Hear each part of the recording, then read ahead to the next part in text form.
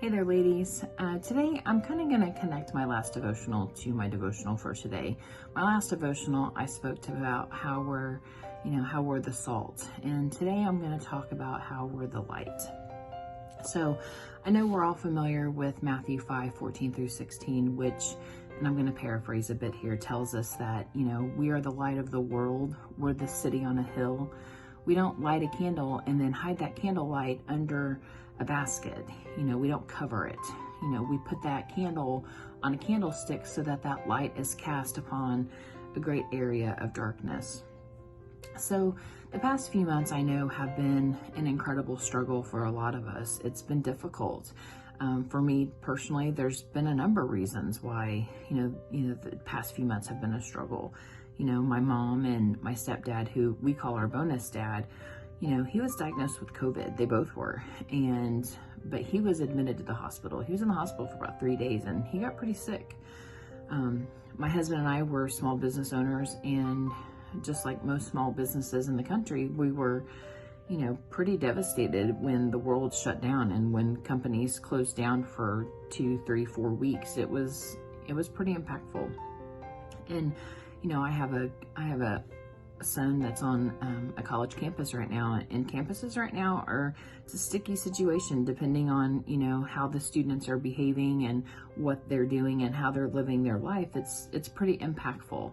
So, and then in addition to that, I have my twins who are home with me during the day. And for some, that's probably run of the norm. But for me, I work from home.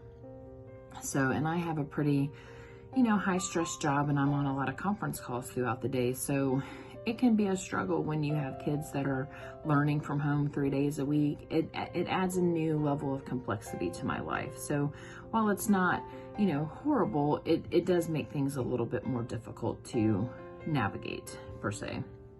So these are just a handful of reasons as to why my world is a little hard right now. But I said all of that to ask this question: does my light diminish based on how hard my world is right now? So I think we can all pick a ton of reasons as to why our lives are hard right now. And make no mistake, they are. They're difficult, whether it's financial, spiritual, maybe you got some family issues going on. There's a number of reasons why the world can be hard right now. But I think because of how hard they are, our light should actually shine all the brighter. So our light does not shine independently. It doesn't shine just based on who we are as people, but our light shines from the source that we're connected to. So, our light, based on our connection to the light source, is either going to shine bright, it's going to be dim, or it's not going to shine at all. So how is your relationship with Jesus? How is your connection to the light source? So while I get things are hard right now, you can't let what's happening in the world diminish your light. You can't let it dim the light that you're shining into this dark place right now. So, Jesus has light bringers on earth. He has vessels of light that are placed throughout the entire globe. You are one of them, and so am I. So back to my list of things that are hard right now.